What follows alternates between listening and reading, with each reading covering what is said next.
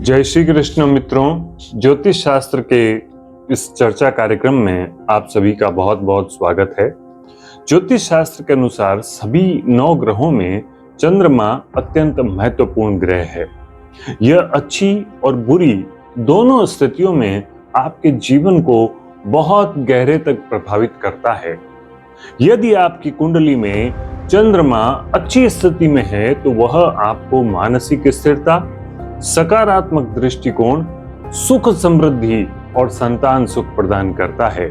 ऐसा व्यक्ति जीवन की कठिनाइयों को आसानी से सहन करता है, उसके रिश्ते मजबूत होते हैं, उसे धन लाभ होता है और उसका जीवन आनंद से परिपूर्ण होता है। ज्योतिष शास्त्र में चंद्रमा को कर्क राशि का स्वामी और जन्म पत्रिका में चतुर्थ स्थान का कारक माना गया है।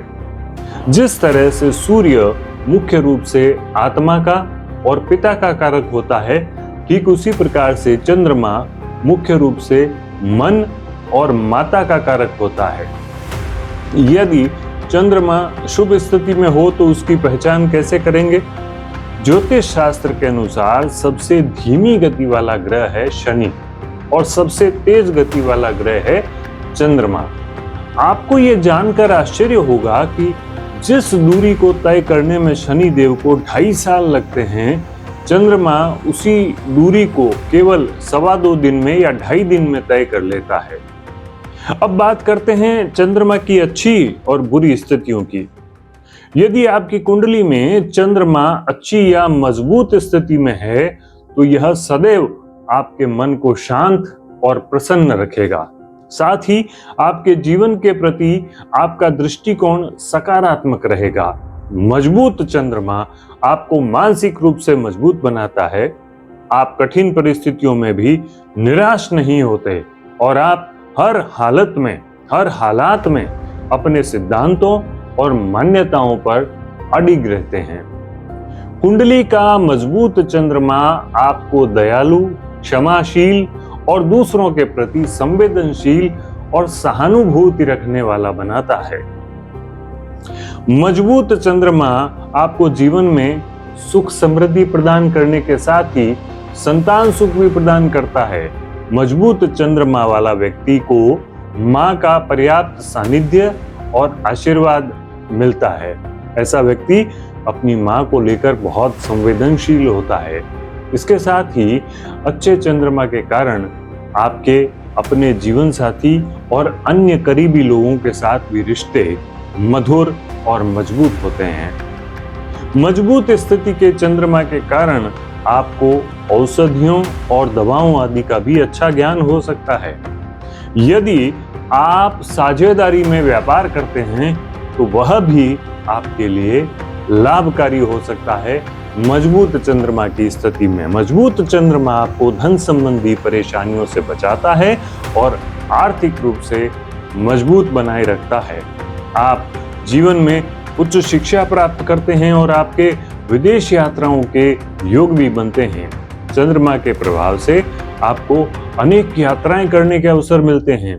मजबूत चंद्रमा से अन्य शुभ ग्रहों का तालमेल होने पर आप अभिनय और अन्य कला के क्षेत्रों में भी सफलता प्राप्त कर सकते हैं और साथ ही आपका व्यक्तित्व आकर्षक और व्यवहार मधुर होता है। लेकिन मित्रों, यदि चंद्रमा अशुभ हो तो क्या होता है? बात करते हैं चंद्रमा के अशुभ होने पर। कुंडली में चंद्रमा के खराब अथवा कमजोर स्थिति में होने पर व्यक्ति का जीवन कैसा होता है? यदि कुंडली में चंद्रमा कमजोर और पीड़ित हो तो व्यक्ति अत्यंत भावुक, अस्थिर दिमाग वाला, बार बार मूड और निर्णय बदलने वाला होता है। उसे नींद की समस्या होती है, मां से तनाव रहता है, चेहरे की समस्याएं और जल संबंधी रोग होने की संभावनाएं रहती है। कमजोर चंद्रमा वाले व्यक्ति का मन कई बार अकारण ही व्याकुल हो जाता है। कुंडली के अन्य अशुभ ग्रहों का चंद्रमा पर अधिक प्रभाव हो तो कभी कभी अज्ञात भय भी महसूस होता है। चंद्रमा कमजोर अथवा पीड़ित होने पर व्यक्ति छोटी छोटी बातों पर दुखी होने वाला, जल्दी हताश, निराश अथवा भयभीत होने वाला होता है। और रात्रि में बार बार उसकी नींद टूटती है। चेहरे पर दाग धब्बे हो सकते हैं, त्वचा की चमक घट सकती है, सर्दी, जुकाम और जल संबंधी रोग जैसे किडनी आदि की समस्याएं भी हो सकती हैं। व्यक्ति निर्णय लेता है तो वो उस पर टिका हुआ नहीं रहता और अस्थायी रूप से उसका मन किसी काम में नहीं लगता है। चंद्रमा के अशुभ प्रभावों को कम करने के उपाय क्या हो सकते हैं मित्रों? अब सवाल ये उठता है कि चंद्रमा के शुभ फल प्राप्त करने के लिए और अशुभ प्रभावों से बचने के लिए हमें क्या क्या करना चाहिए। तो इसके लिए सबसे पहले किसी कुशल और विद्वान ज्योतिषाचार्य से अपनी जन्म पत्रिका का निरीक्षण करवाइए और उनके बताए हुए उपायों को पूरे विश्वास के साथ, श्रद्धा के साथ कीजिए। इसके साथ ही चांदी के पात्रों का अपने जीवन में अधिक से अधिक उपयोग कीजिए। आप हाथ में चांदी का कोई छल्ला, कड़ा, आभूषण, अंगूठी आदि, ब्रासलेट आदि धारण कर सकते हैं। भगवान शिव की उपासना कीजिए, उनको नियमित रूप से जल चढ़ाइए और अपने नियमित पूजा पाठ के दौरान चंद्रमा के बीज मंत्र और शिव पंचाक्षर मंत्र का भी आप जाप कर सकते हैं।